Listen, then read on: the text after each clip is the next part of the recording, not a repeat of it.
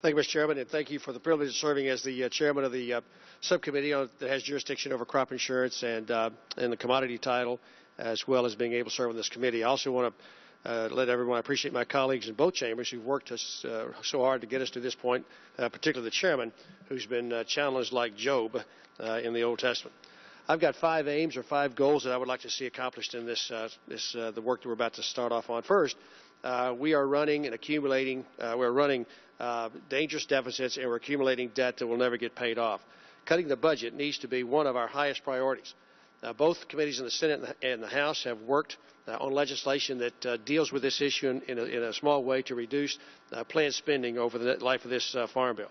The trouble is, even if we do pass this farm bill with significant savings, we're a very small slice of the otherwise huge budget problem that desperately needs to be addressed. I'm hopeful that other committees in Congress will be able to follow the lead that both agricultural committees have set and follow our example. Second, we better not screw up crop insurance. Crop insurance has already been reduced by some $17 billion in spending since 2008, and for my money, that's enough. Due to Brazil's WTO case, crop insurance is about all my cotton farmers have left. Even their insurance proposal has been cut during these negotiations. Some want to cut it even further under a delusion that they might somehow get a green light from Brazil. That is a fool's errand. Third, we need a very strong commodity title. Unfortunately, there's a lot of misinformation about planning distortions. We've gotten this far in the Farm Bill process with zero thanks to the groups who recklessly obsessed over this issue. They ought to know that nobody at this table is talking about going back to pre-1996 when farmers had to plant for the Farm Bill. They also ought to know that the House and Senate Farm Bills both use planted acreage while capping them at different levels. And by now they should also be aware that that approach was used by the House. That approach that's used in the House is the same approach that's used under the current ACRE program. Why are both chambers taking this approach?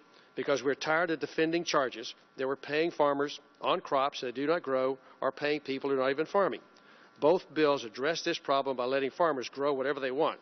We simply want to make sure that the Farm Bill benefit that follows that decision. We know from the official economic analysis that Congress relies on this approach results in an infinitesimal effect on planning decisions, about 0.1%. We also know that every single option on the table is treated the same under the WTO rules, despite the rhetoric to the contrary. No option has an advantage over any of the other options. If, in fact, shallow loss programs pay out over the next 5 years and price loss ratios do not, which is a strong possibility, shallow loss programs will then be the targeted programs by Brazil or perhaps others. With all due respect, American lawmakers and farmers groups who are building a case for WTO challenge against our country's foreign policies are not exactly exercising the wisdom of Solomon. Fourth, we need to reform the food stamp program with better policies. I'm not so much concerned about the planned spending that will be reduced as is getting policies that promote work and dignity in this effort. The House bill would simply return food stamp policy to the intent that President Clinton and the Congress in the session at that point in time by encouraging individuals to work in order to receive food stamp benefits.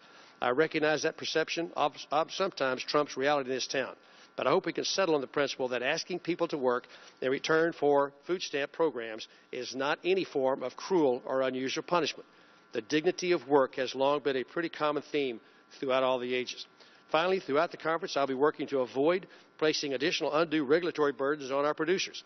My own amendment with Representative Costa is to finally put the GIPSA debate to rest as one example, as well as dealing with the mandatory country of origin labeling, which we now understand to be a pretty failed experiment.